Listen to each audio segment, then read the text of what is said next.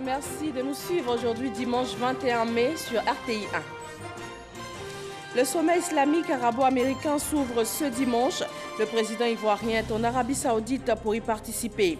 Avant la rencontre, il était à la Mecque pour prier pour son pays et il a procédé à l'inauguration de la salle de conférence de Jeddah. Lutte contre la pauvreté à Kong, dans le nord de la Côte d'Ivoire. Les femmes de la filière Karité ont été formées. Elles ont appris les méthodes et aussi les techniques pour une production de meilleure qualité afin de tirer plus de profit de leur activité.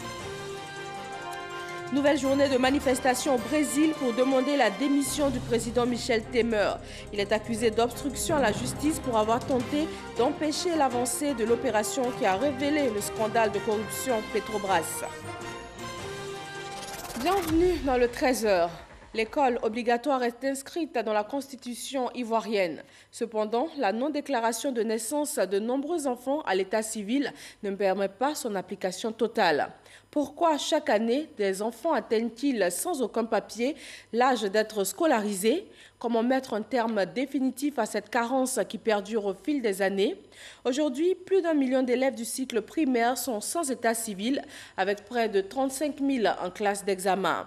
Le gouvernement met sur pied une opération spéciale de déclaration de naissance afin de régulariser la situation de ces élèves. Pour en parler, nous sommes avec Bernard Kouassi, directeur de cabinet du garde des Sceaux, ministre de la Justice.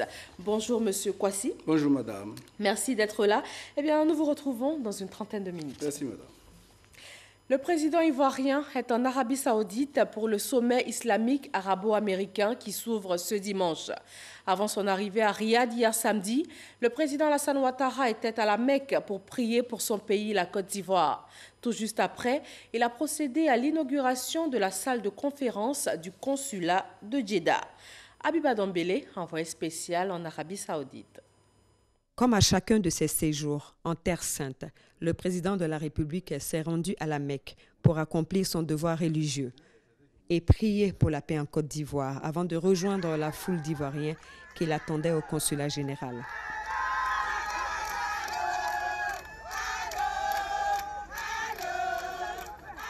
Une ambiance de fête pour les Ivoiriens vivant à Jeddah et une occasion pour inaugurer la salle internationale de conférence du consulat général qui porte son nom, d'une capacité de 400 places.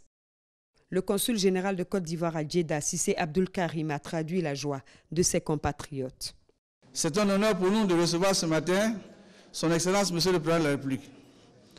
En cette occasion, nous sommes heureux et fiers de lui souhaiter la bienvenue, de bien vouloir accepter donc de faire une escale au consulat général et accepter que cette salle, cet auditorium de 400 places porte son nom auguste, ici dans la capitale économique donc, de Jeddah, qui est également la porte d'entrée des lieux saints de l'islam.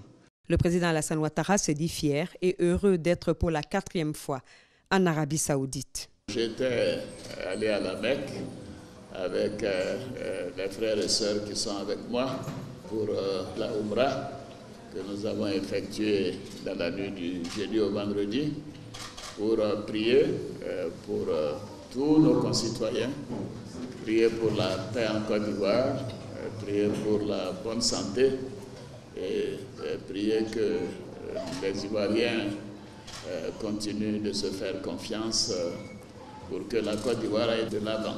Alors c'était un moment important pour moi et je voudrais vous dire à quel point nous nous sentons bien après ces moments de prière à la Mecque. Après avoir félicité les Ivoiriens résidant en Arabie Saoudite pour leur civisme, le président de la République a promis offrir des bâtiments au consulat général à Jeddah et à l'ambassade à Riyad. Déjà, il y a plusieurs années, du temps où notre frère Seydou Diarra était Premier ministre, quand cette acquisition a commencé, ceci a été une très très bonne chose et maintenant, voici, c'est un complexe qui nous appartient et moi je suis particulièrement fier que vous ayez décidé de nommer cet auditorium à mon nom et c'est une marque de gentillesse, d'amabilité de votre part et je voudrais remercier Monsieur le Consul, Monsieur l'Ambassadeur. Et nous sommes en route maintenant pour Riyad où nous avons le sommet islamique arabo-américain à l'invitation de Sa Majesté, le roi Salman. Et évidemment, ce sommet verra la participation des pays de l'OCI, dont nous faisons partie, et le président Donald Trump des États-Unis qui envisage de s'adresser au monde musulman. Le chef de l'État a pris congé de ses hôtes de Djeddah ce samedi pour Riyad, où il a été accueilli avec tous les honneurs à l'aéroport royal par le prince Mohamed bin Abdurrahman bin Abdulaziz Al Saoud. Le président ivoirien prendra part ce dimanche au sommet islamique arabo-américain consacré à la sécurité internationale et au terrorisme, aux côtés de plusieurs souverains et chefs d'État, parmi eux le président américain Donald Trump, dont l'intervention est très attendue pour clarifier sa politique à l'égard du monde musulman. La Côte d'Ivoire fait partie des 34 pays membres de la coalition internationale de lutte contre le terrorisme, initiée en 2015 par Sa Majesté, le roi Salman bin Abdulaziz Al Saoud, serviteur des 2 saintes mosquées. Ici en Côte d'Ivoire, la plateforme de partenariat public-privé de la filière café-cacao a clos ses portes. Principale résolution arrêtée, promouvoir l'entrepreneuriat dans la cacaoculture et aussi la consommation locale du chocolat. Noël Niagno. La 6e session de la plateforme de partenariat public et privé de la filière café-cacao, c'est désormais du passé. Seul acte visible à retenir, la signature de la convention avec le chocolatier Mendelez. Elle vaut plus de 200 millions de francs CFA. Sa finalité, aider à améliorer le cadre de vie des producteurs, les créateurs de richesses dans la filière. Une bouffée d'oxygène en cette période de baisse des coûts du marché mondial. La présidente de la plateforme a exhorté les autres partenaires à mettre la main à la poche. Je voudrais vraiment saisir cette opportunité pour faire un plaidoyer et demander à toute l'industrie d'augmenter le nombre d'actions, puisque au cours de ces réunions, on a vu que pas pouvoir influer sur les prix au niveau de la bourse de Londres. Donc, à défaut donc de pouvoir le faire, il faudrait que les populations ne se sentent pas abandonnées. Au-delà de cet acte visible, producteurs et leurs organisations, industriels chocolatiers, firmes phytosanitaires, organismes de certification, partenaires techniques et financiers, ministères et institutions nationales ont passé la main où elles passent et repassent durant ces 48 heures. Parce que dans le café et le cacao sont cachés un trésor pour l'économie ivoirienne. Tenez, pour une chute de plus de 30% du cours mondial du cacao, le budget national a été réduit de 9%. Et les sujets abordés reflètent bien les défis à relever avec un pic. Comment cesser d'être à la merci de la volatilité des cours mondiaux et intéresser les jeunes à la caféiculture et à la cacaoculture. Une solution, promouvoir l'entrepreneuriat dans la cacaoculture et la consommation locale du chocolat.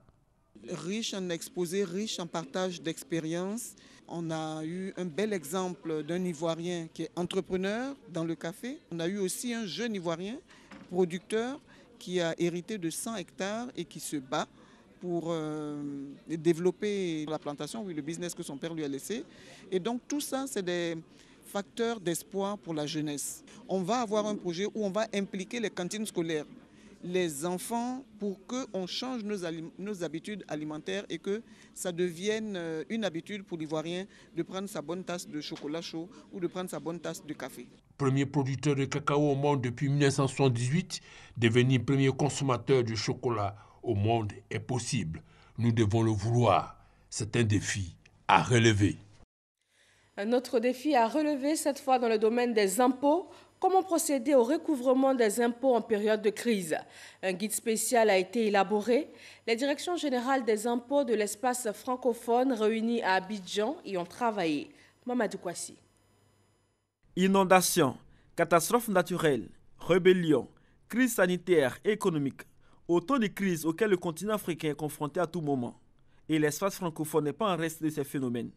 Mais quelle stratégie de recouvrement des impôts en période de crise? Cette problématique est au cœur d'une rencontre des directeurs généraux des impôts, l'espace francophone africain. Chaque année, le CREDAF élabore un guide méthodologique pour aider les pays sur un thème bien précis, pour être au fait des méthodologies qui doivent leur permettre de progresser dans la modernisation de leur administration et pour les accompagner dans la réforme fiscale. Et il s'agit pour eux de pouvoir préserver les recettes publiques à un niveau qui leur permet de couvrir les dépenses publiques malgré les crises. Le CREDAF, Centre de rencontres et d'études des dirigeants des administrations fiscales, veut s'inspirer du modèle ivoirien. Selon les participants, il s'agit de pallier aussi bien les menaces traditionnelles que les menaces liées à la mise en œuvre des nouvelles technologies de l'information. Les crises sont multiformes. Il peut s'agir de crises sociales, politiques, économiques, sanitaires. Mais quel que soit le type de crise, l'administration fiscale doit continuer à fonctionner dans la mesure où l'État lui-même doit continuer à fonctionner. Et les ressources de l'État, pour l'essentiel, sont tirées des impôts. Et donc la réflexion consiste donc pour les experts d'explorer les pistes en matière de recouvrement de l'impôt en période de crise. Ce groupe de travail réuni pour 3 jours, 11 pays participants. Ensemble, ils vont établir pour chaque pays membre du CREDAF, Centre de rencontres et d'études des dirigeants des administrations fiscales, une cartographie des risques. Biancouma, dans la région du Tongpi, le ministère de la Santé forme les femmes afin de lutter contre la malnutrition des bébés. Elles ont appris les bons gestes, les pratiques à corriger qui sont bien souvent à l'origine de la malnutrition. Franck Quadio. Éviter de mettre immédiatement les enfants au sein 30 minutes après leur naissance, ne pas adopter une position adéquate pour un allaitement optimal et introduire précocement des aliments liquides et de l'eau dès la naissance du bébé. Autant de mauvaises pratiques responsables de la malnutrition chez l'enfant. Pour aider à un changement de comportement, l'ONG Etomignan, avec l'appui du ministère de la Santé et de l'Hygiène publique, à travers son programme national de nutrition, sensibilise les femmes de 5 localités du département de Biancouma à l'ouest de la Côte d'Ivoire sur les bonnes pratiques nutritionnelles. Ces femmes ont donc bénéficié d'une formation théorique et pratique, les comportements à adopter par les femmes enceintes, la prise en charge à mère-enfant, l'allaitement, l'alimentation et l'hygiène ont constitué l'essentiel de cette formation. Occasion pour la présidente de l'ONG Etomignan, Christine Soloudé, d'exhorter les femmes à s'approprier les acquis de cette formation afin d'éviter d'exposer leurs enfants aux méfaits de la malnutrition. Les bénéficiaires ont apprécié l'initiative, également saluée par les autorités préfectorales. Dans le domaine de l'éducation, parlons des assises de la Commission nationale de mutation des personnels enseignants et d'encadrement. Pendant 3 jours, la Commission a statué sur les demandes de mutation qui ont été reçues. Cita Soro. Un enseignement de qualité passe aussi par une utilisation efficiente des ressources humaines, surtout du personnel enseignant.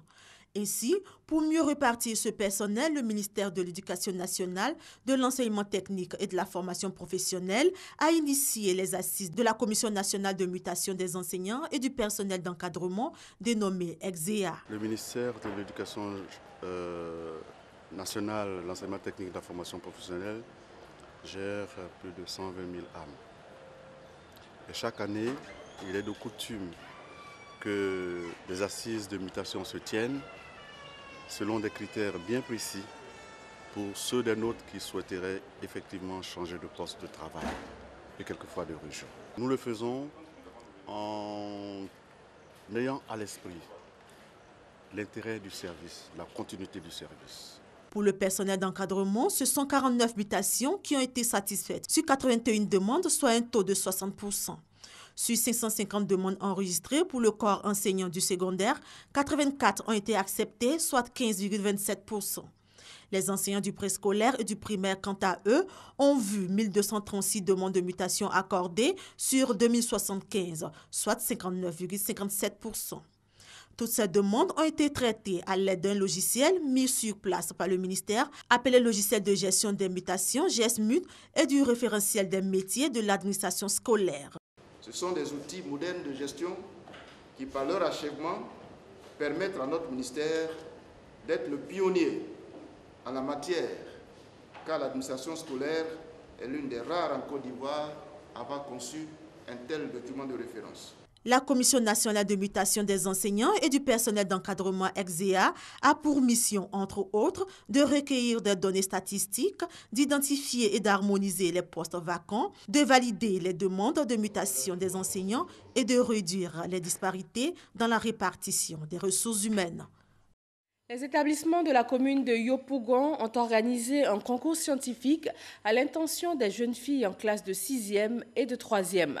L'objectif est de les amener à s'intéresser aux matières scientifiques, notamment les mathématiques et les sciences physiques. Isaïo. Les lauréates du concours scientifique Objectif Sciences, de mathématiques, physique-chimie et de sciences de la vie et de la terre récompensées. C'est un concours qui met en compétition les meilleures élèves filles des classes de 6e et de 3e sélectionnés dans les lycées et collèges de la commune de Yopougon. Compétition qui vise à promouvoir les matières scientifiques dans les écoles et à favoriser une saine émulation des jeunes filles pour les sciences.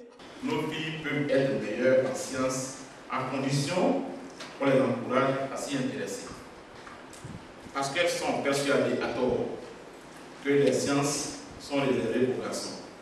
Notre devoir est donc d'encourager nos filles à développer leur intérêt et leurs compétences pour les disciplines scientifiques. Je suis convaincu qu'avec ce concours scientifique de haut niveau, vous êtes plus aguerris et vous allez vous présenter aux examens à grand tirage, l'esprit tout à fait dégagé. Objectif Sciences, qui est à sa première édition, a vu plus d'une dizaine de jeunes filles être récompensées. Ce concours ambitionne d'aller au-delà de la commune de Yopougon. Lutte contre la pauvreté à Kong, les femmes du secteur karité ont reçu une formation afin de produire du karité de bonne qualité. Une vaste caravane de formation et de sensibilisation a sillonné les 4 sous-préfectures du département. Chantal Akanda. Voici une unité traditionnelle de transformation du beurre de karité. Elle date du début de l'ère du travail de ce beurre dans le Nord. C'est ici que travaillent cette femme pour obtenir le précieux beurre, afin de pouvoir se prendre en charge. Le travail, comme on le voit, est très pénible. Cette scène, on la rencontre un peu partout dans les 4 sous-préfectures du département de Kong. Le manque d'informations sur les bonnes pratiques de production des amandes est l'une des conséquences de la mauvaise qualité du beurre produit, ce qui conduit inévitablement à des méventes, principale cause de la pauvreté des femmes exerçant ce métier. C'est tout le sens de la vaste tournée de formation et de sensibilisation initiée récemment par la MUDESI, Mutuelle pour le développement de la sous-préfecture de Sikolo. Cette formation est assurée par les agents du réseau ivoirien du karité, RICA. Je suis très satisfait parce que les femmes étaient très attentives. Elles ont apprécié la formation. Je pense qu'elles vont appliquer cette formation. Aujourd'hui, si ces femmes sont engagées pour nous produire des amandes de bonne qualité et du beurre de bonne qualité, parce que si l'amande est mauvaise, on ne peut pas avoir la bonne qualité de beurre. Pour les femmes, cette formation sera d'un apport considérable dans la quête de la qualité exigée par les exportateurs. Dans les 4 localités, les problèmes sont presque les mêmes. La femme a besoin d'être autonome aujourd'hui. Quand on parle d'émergence, on parle de l'autonomisation de la femme. Il faut que la femme ait une indépendance totale. Sans aide, la femme ne peut pas s'en sortir. Le représentant de la mutuelle de développement de la sous-préfecture de Sikolo a salué la vision du ministre Ibrahim Ouattara et invité les cadres à plus d'efforts sur le chemin de l'autonomisation de la femme du département de Kong. La mutuelle n'hésitera pas à accompagner nos femmes. Je tiens également à remercier le ministre des Affaires présidentielles qui nous a appuyés parce que la première formation à Sikolo a eu un succès. Et donc, vu ce succès, il a sollicité véritablement que ça s'étende dans le département de Kong, chose qui a été effective. Le sous-préfet de Sikolo a fait la promesse qu'une assistance régulière sera assurée aux femmes qui ont reçu cette formation. C'est plus facile de les canaliser lorsqu'elles sont dans un groupe identifié et connu. Donc à cet effet, nous avons une association de femmes qui bénéficient de certains projets. Il y a le projet du maraîcher, il y a des projets pour l'ANACAD. qu'elles-mêmes s'approprient les différents projets pour pouvoir participer à leur niveau au développement de la Côte d'Ivoire. La formation a touché environ 500 femmes exerçant le métier du beurre de karité dans les 4 sous-préfectures de Kong. Dans le Nord, l'une des principales sources de revenus pour les femmes, c'est le métier du beurre de karité. Malheureusement, malgré les nombreux efforts consentis jusque-là par le gouvernement en faveur de la filière karité, les femmes peinent toujours à vivre sainement de leur métier, faute d'équipements de transformation modernes. Dida Yaokro, village du département de Toumodi, la mutuelle de développement appelle les ressortissants pour la relance des travaux d'infrastructures communautaires. Le nouveau bureau de la mutuelle a été investi et la première pierre du centre polyvalent de Dida Yaokro a été posée. Léon Bro.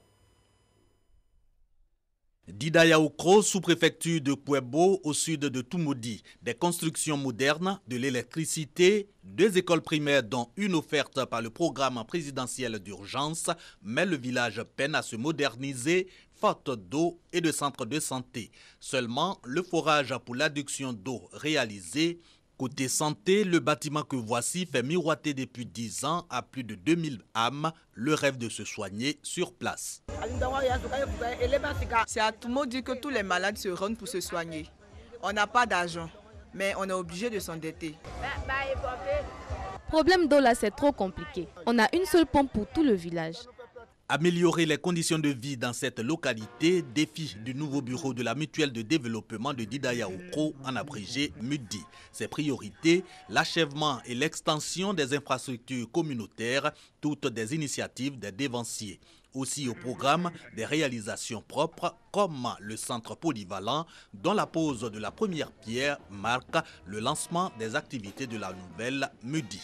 Nous avons une population assez dynamique, nous avons des planteurs assez dynamiques et nous comptons sur leur appui pour commencer déjà certains travaux de telle sorte que nous puissions avancer en attendant que certaines personnes extérieures puissent venir en aide. Parrain de cette double cérémonie d'investiture et de lancement des activités du nouveau bureau de la mutuelle de développement de Dida Yaokro, le directeur général des infrastructures routières, lui-même président de la mutuelle de développement de son village, Germain Kouakou a promis à ses filleuls son expérience.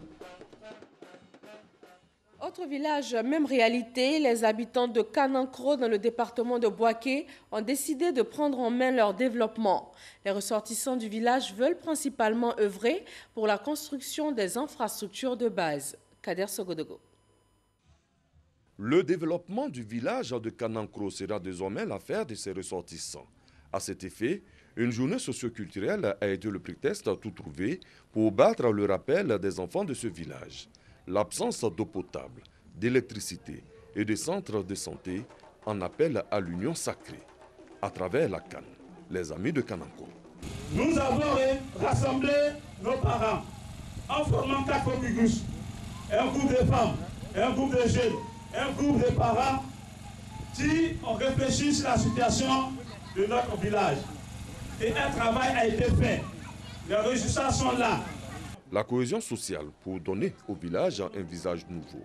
Une approche soutenue à travers la présence du député de Bouaké, Charles Niaoré, qui encourage à espérer en des lendemains meilleurs. Nous, en tant que députés, on peut vous aider dans la réalisation du lotissement. On pourra apporter notre modeste contribution pour que cela soit une réussite. Par la suite, on pourra batailler auprès de nos autorités compétentes, notamment le maire, le président du conseil régional, pour que vous puissiez avoir ce que vous avez demandé.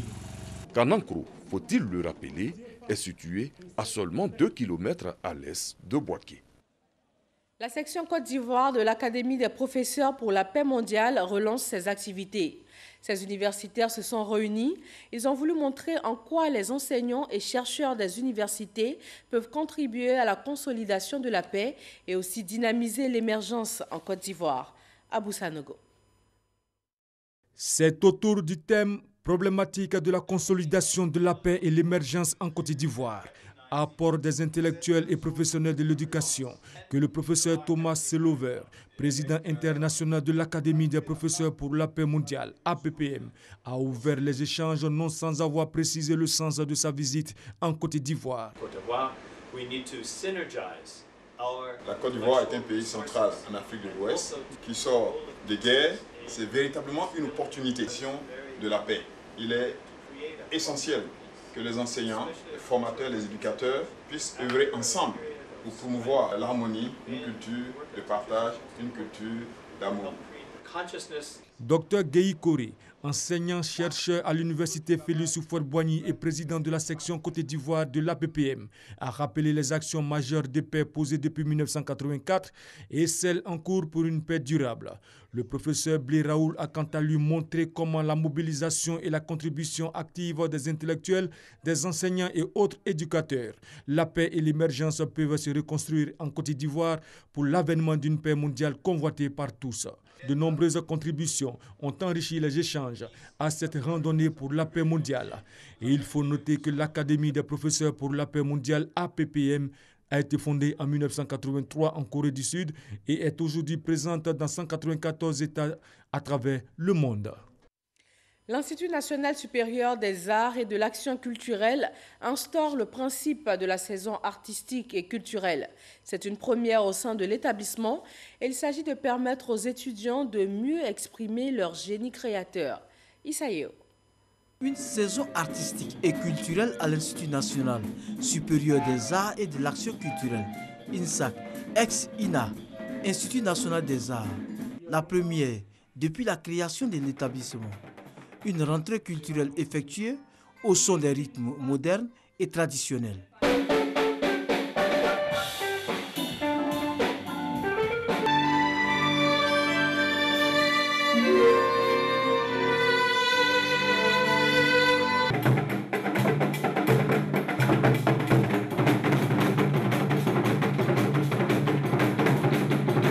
La saison artistique qui vient d'être instaurée vise à encourager le génie créateur des étudiants et enseignants.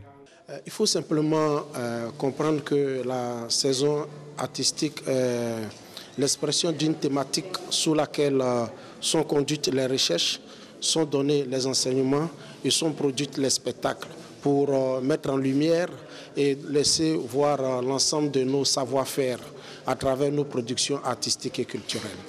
La saison artistique et culturelle de l'INSAC est une initiative louable et innovante qui épouse la vision de M. le ministre de voir l'Institut former des artistes et des acteurs culturels qui produisent des richesses à partir de leurs talents. L'INSAC, depuis sa création en 1991, forme des techniciens, des administrateurs culturels, des administrateurs dans les arts, du tourisme, de la culture, de l'artisanat et des sciences de l'éducation artistique et culturelle. Cette saison artistique et culturelle est un prétexte pour la mise en place des festivals et salons de l'INSAC et de bien d'autres manifestations.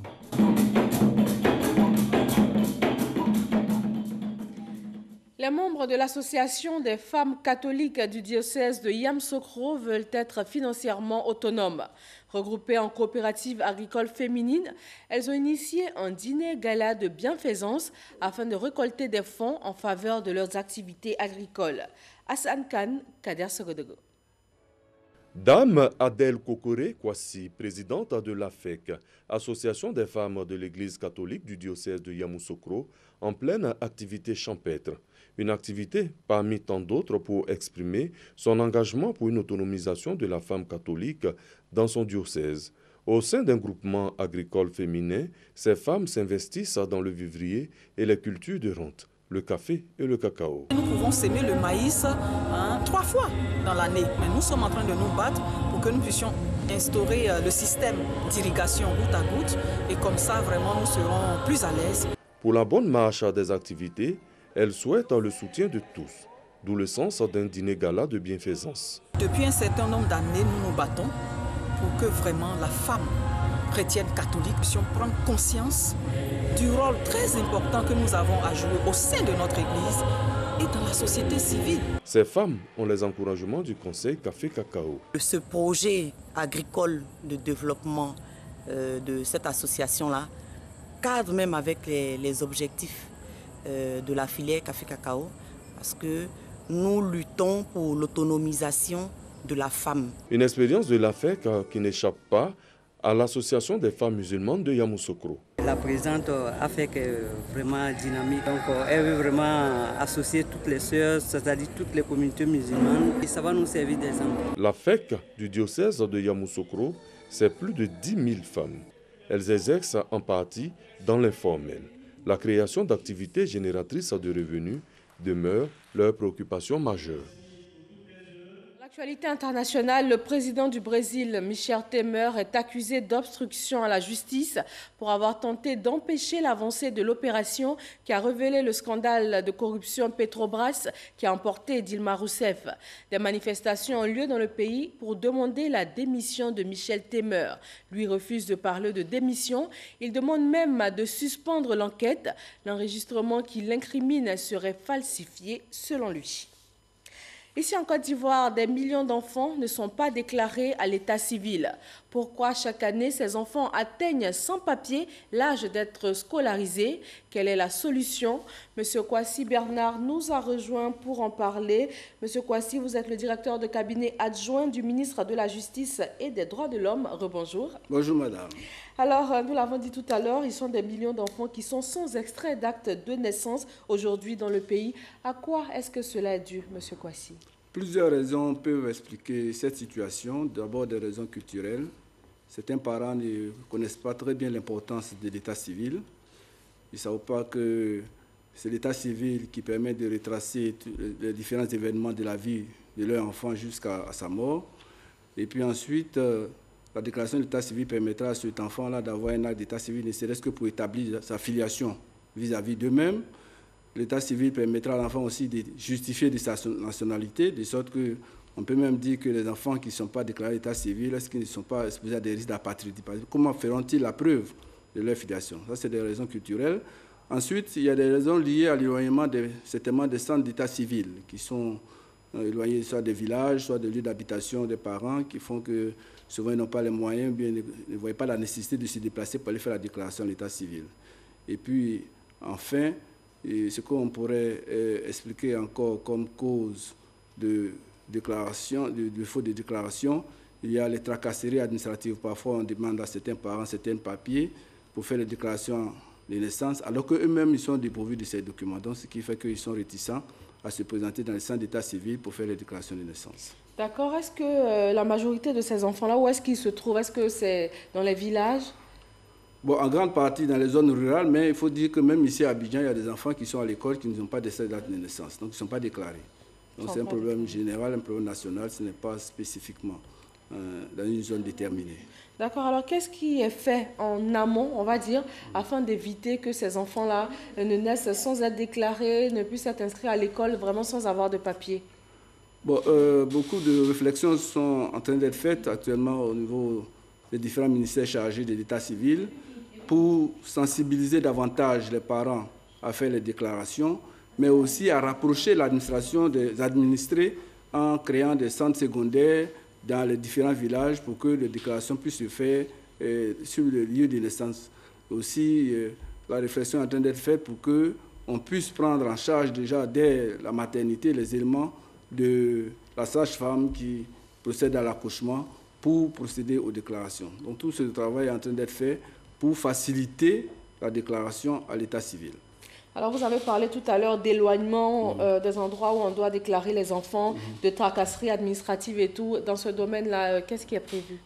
Dans ce domaine, il y a des formations qui sont faites. Le ministère de la Justice a déjà organisé plusieurs formations à l'attention des officiers, des agents d'état civil pour les sensibiliser sur la manière dont ils doivent recevoir les déclarations de naissance, les obligations, la manière de tenir les registres. Et tout ça, tout ce travail qui se fait, ça doit permettre d'améliorer la situation.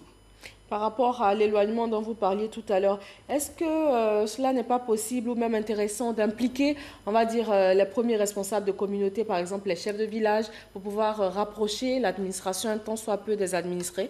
Ils sont de plus en plus impliqués dans tous les villages. Pratiquement aujourd'hui, il y a des centres secondaires d'état civil. Il y a un agent d'état civil qui est désigné dans le village pour enregistrer les naissances.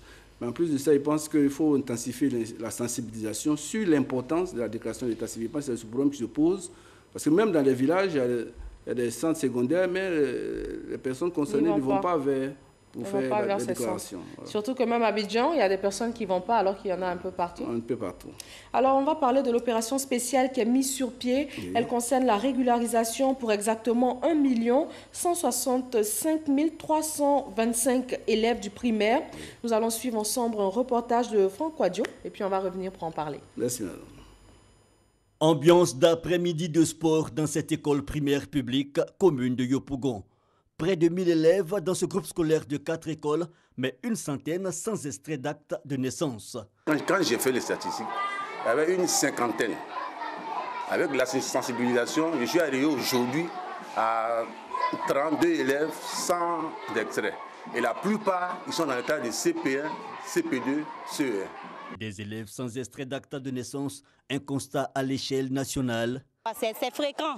Quand on va dans l'école, c'est jusqu'au CM2, c'est là que tu vas voir le parent en train de courir maintenant, en train de faire l'extrait de l'enfant. 1 165 325 élèves concernés. Ils sont répartis sur les 14 857 écoles primaires, selon les chiffres officiels. Si l'enfant n'a pas d'extrait d'acte de naissance, on ne connaît pas son âge. Et donc on ne sait pas s'il est toujours ou s'il est en dehors de la tranche d'âge qui bénéficie de l'enseignement primaire. L'analphabétisme, lourdeur administrative et certaines contraintes financières qui freinent les requérants. L'État en a conscience, d'où la décision de rendre accessible le document d'acte civil, surtout pour les élèves. Après la décision en Conseil des ministres, la phase pratique vient d'être lancée. Elle va durer 3 mois et concerne les élèves du primaire. Et dans les centres d'état civil, des recherches seront faites dans les registres. Au cas où l'enfant n'est pas inscrit, le procureur est saisi. Ce dernier prend une réquisition pour l'enregistrement de l'enfant. 3 mois pour toute l'opération, mais un accent sera mis sur les élèves du CM2. Une collecte de données qui débute le 16 mai prochain dans les écoles primaires de Côte d'Ivoire. Les Nations Unies, par la voix de l'UNICEF, encouragent donc cette opération dont la seconde phase concernera les enfants se trouvant hors du système scolaire. Monsieur Kwasi, l'opération a été lancée il y a tout juste 10 jours. On va faire le point. Oui. Mais avant, en quoi est-ce qu'elle consiste concrètement sur le terrain? Bien, comme vient de le dire l'élément tout de suite, cette opération, contrairement à ce qu'on a l'habitude de voir, ne procédera pas par des audiences foraines. La déclaration se fait sur la base de la réquisition du procureur de la République. En pratique, qu'est-ce qui va se passer? Les enfants sont déjà inscrits à l'école primaire. Ils sont enregistrés avec les données concernant leur date de naissance et leurs parents. Les directeurs d'école vont être mis à contribution à travers une fiche qui a été élaborée à cet effet pour donner les informations concernant les enfants qui sont dans leurs écoles, qui ne sont pas déclarés à l'état civil, donc qui n'ont pas de d'acte de naissance. Cette fiche va être communiquée au service de l'état civil de la localité concernée. L'officier d'état civil qui, constatant que l'enfant n'est pas enregistré dans les registres, saisit le procureur de la République. Le procureur de la République, après l'examen du dossier, va requérir l'officier d'état civil à l'effet de procéder à la déclaration. Donc là, on n'aura pas un jugement supplétif, mais c'est la réquisition du procureur de la République qui va servir de base à la déclaration. Voilà un peu comment l'opération va se dérouler. Alors pour les parents qui sont dans ces cas-là, qui sont concernés, quelle est la conduite à tenir? La conduite des parents consistera pour eux à se rapprocher des directeurs d'école, des écoles où les enfants sont inscrits, pour donner les informations si le directeur ne les a pas déjà. S'il les convoque pour venir recueillir les informations, il faudrait qu'ils répondent favorablement à cette requête, qu'ils se présentent et qu'ils fournissent au directeur de l'école des informations complémentaires qui vont lui permettre de remplir la fiche. C'est avantageux pour les parents parce qu'ils auraient dû eux-mêmes se transporter au centre d'état civil pour aller faire la déclaration. Or là, en se rendant chez le directeur pour lui donner l'information, il va recueillir toutes les données qui vont être transportées chez l'état civil. Ça va leur éviter de payer les frais de transport. Oui. Alors cela concerne les élèves qui sont déjà à l'école, mais pour ceux par exemple qui n'ont pas encore l'âge d'y aller ou bien qui n'ont même pas pu y aller parce qu'ils n'ont pas de papier, est-ce qu'ils sont concernés? Non, ils ne sont pas concernés. Il faut bien préciser que pour cette opération, la cible est bien déterminée. Il s'agit des enfants qui sont déjà inscrits à l'école primaire. C'est ce problème que le gouvernement veut résoudre par cette opération. Après cette opération, les études sont en train d'être faites pour voir comment régler le problème des autres enfants qui ne sont pas inscrits à l'école et qui ne sont pas non plus déclarés à l'état civil. Est-ce que cela va être fait cette année pour éviter l'année prochaine, par exemple, de se retrouver encore à refaire ce genre d'opération spéciale pour d'autres enfants qui vont arriver, qui vont être encore dans ce cas-là? Oui, je pense que d'ici et dès la fin de l'opération que nous allons commencer maintenant. Nous sommes en train de faire les études nécessaires pour éventuellement commencer une autre opération concernant les autres élèves, les autres enfants non scolarisés. Mais ce qu'il faut peut-être préciser, c'est que le gouvernement organise cette opération pour faciliter la tâche aux parents. C'est une opportunité à saisir. Mais ce qu'il faut faire, c'est qu'il faut que les uns et les autres sachent que quand un enfant naît, il doit être déclaré à l'état civil. Donc il faudrait qu'on développe la culture de la déclaration des enfants à l'état civil. C'est une obligation pour les parents, c'est un droit aussi pour les enfants. Oui, c'est un droit pour les enfants, une obligation pour les parents, d'autant plus que maintenant, avec la loi qui institue l'école obligatoire, si vous ne mettez pas l'enfant à l'école parce que vous n'avez pas déclaré à l'état civil, vous êtes exposé à des poursuites. Donc, c'est une obligation pour les parents de déclarer l'enfant à l'état civil, sinon on va le priver d'un certain nombre de droits qu'il ne pourra pas exercer. Et ce sera dramatique. Alors, dans le cadre de cette opération, les élèves en classe de CM2, donc en classe d'examen, ils sont près de 35 000. Les examens approchent. Est-ce qu'ils se rendent dans les temps? Normalement, l'opération est montée de telle sorte qu'on puisse délivrer les actes de naissance des enfants du CM2 d'ici le 31 mai. Mais il faut reconnaître qu'il y a eu quelques retards dus à la situation de crise que nous avons connue depuis le 12 jusqu'au 16. Donc, on a eu 2 ou 3 jours de retard. Mais nous pensons que nous pouvons être dans le délai. Les collectes ont déjà eu lieu. 2 jours de travail a permis déjà de collecter environ 34 000 dossiers, dont 8 300 concernant les élèves de CM2. Ces dossiers sont traités en même temps, parce que la collecte a été faite. Les dossiers seront transmis à l'officier d'état civil qui va les transmettre au procureur. Tout le processus est déjà en marche. Donc à partir de lundi, la semaine prochaine, on atteint la vitesse de croisière dans la collecte qui est prévue pour se terminer le 24. Normalement, la collecte sur l'ensemble du territoire, pour tous les cas, doit se terminer le 24 mai, c'est-à-dire mercredi prochain. Et à partir de là, nous allons travailler principalement sur les dossiers des enfants de CM2 pour pouvoir établir et délivrer les actes de naissance le 31. Alors, vous avez déjà démarré l'activité il y a à peu près 10 jours, vous l'avez dit. Oui. Voilà. Quel est le point exactement à ce stade-là de l'opération? Est-ce que ça permet déjà de savoir si elle sera bouclée au bout des 3 mois qui sont prévus? Oui, je pense que nous allons boucler l'opération dans le délai parce qu'en 2 jours de travail, il y a déjà 34 396 dossiers qui ont été collectés. Il faut peut-être préciser qu'avec la crise qu'il y a eu une certaine démobilisation. Normalement, l'opération est prévue de telle sorte qu'il y a des réunions de travail qui étaient organisées dans les inspections de l'enseignement primaire où les directeurs d'école devraient se rendre déjà avec les documents qui devraient avoir été déjà remis. Mais il y a eu des petits retards dus à la crise. Donc, ces premières réunions ont consisté simplement en des réunions d'information, en l'explication des procédures et en remise des documents nécessaires qui vont être remplis et qui vont être récupérés cette semaine par l'opérateur technique qui a été choisi à cet effet, et le processus va suivre son cours. Alors, on retient que l'opération est bien lancée. Oui. Les parents doivent absolument déclarer leurs enfants à la naissance afin d'éviter d'être dans ce genre de situation. Merci, M. Kwasi Bernard, directeur de cabinet adjoint du ministre de la Justice et des Droits de l'Homme. Merci à vous de nous avoir suivis. Très bon dimanche à tous. Surtout si vous vous trouvez sur les belles plages de Sassandra, à moins de 300 km à l'ouest d'Abidjan. Sassandra était le 2e port de Côte d'Ivoire. Aujourd'hui, on peut encore visiter le phare, la maison coloniale, le WAF, le port de pêche, les anciens comptoirs ou encore les singes sacrés. Très bel après-midi à tous et à ce soir, 20h.